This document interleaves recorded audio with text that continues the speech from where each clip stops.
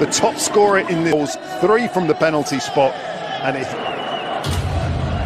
Daniel Sureb, 4-4 in LA.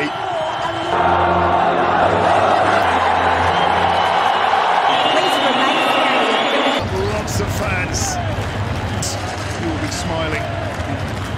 Morocco have really moved. Who is a famous French-Canadian French comedian is our referee today. He's from through this Morocco. One change after a quarter-final. Come off a 3-0 quarter-final winning mate Hakimi. Fermin Lopez. Morocco. It's actually Faco.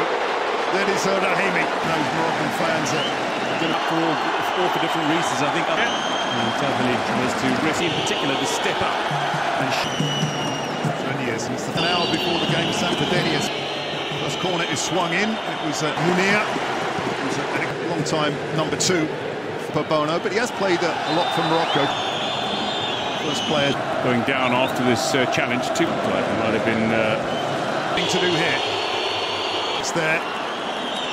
Part of the plans. That was perhaps the most surprising. It was largely deserved. They were, including this man, Akomash. They're doing something similar to on the pitch here.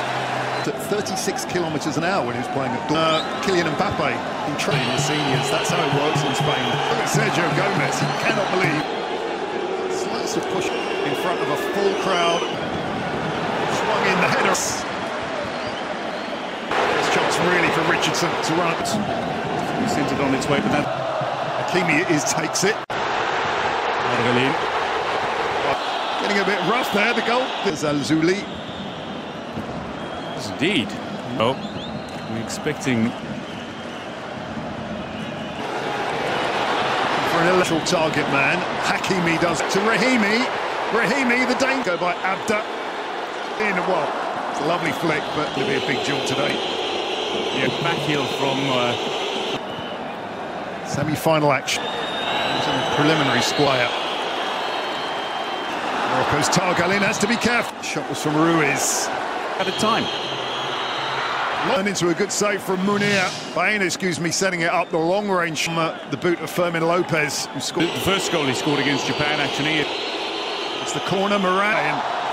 Some frustration. Is there a foul? No.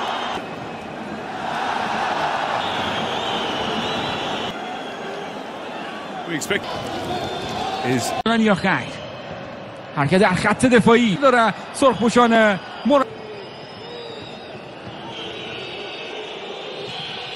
حالا ارسال توپ موقعیت ها برای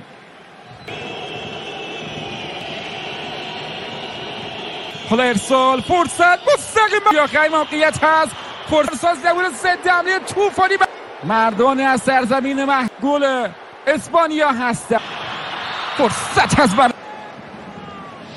گلزنی از دست رفت ببینید صحنه تکرار ضربه هست ازال سولی ضربه بلا اریک گارسیا موقعیت هست ضربه سر فرصت هست شوت از راه تو ریچاردسون ببینید حرکت میشه تو به اول چقدر اشتباهی اسپانیا قطیناس مرد چارچوب شناسه هیمیزاد حساب کن یا تشبازی حل بایدم خوشحال باشن با گلزنی سوفیا موراکو و گوشه دروازه سپورت موراکو عکس العمل روی داده که هر 4 سال بعد در جریان هست لحظه با لحظه صوت پایانی نمیگه هست ارسال بلند برای تیر اول حالا ارسال مستقیم برای تیر دوم فرصت گربان باز هم سوفیانا بود فاول برای کوبارسی سال گذشته فصل بالیا هست شوت پر قدرت و محدود میزنه به داور مرکز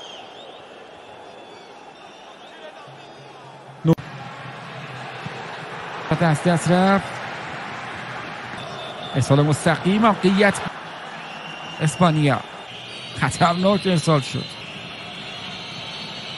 حالا در برگشت گل خورد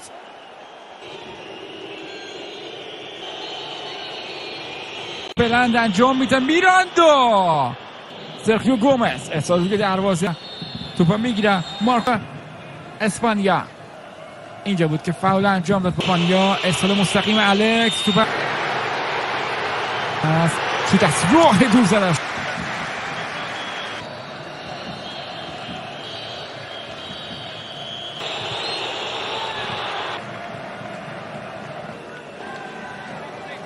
خودی ضربه از راه دور دست آمد ناجی کدی. این شوت پرقدرت این مارد روی تیر اول توپ جمع کرد، حرکت شوت از راه دور زدن.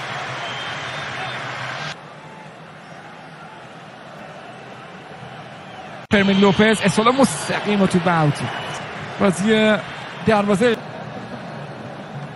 کار تمام خواهد شد. ضربه کودک در مقابل کفترها توپ دو تکل زیبای لوپز و حالا گل. لاروخوی بیرحم به اسپانیا در این رقابت بایی کرد و این گونه دل رو باز میکنه.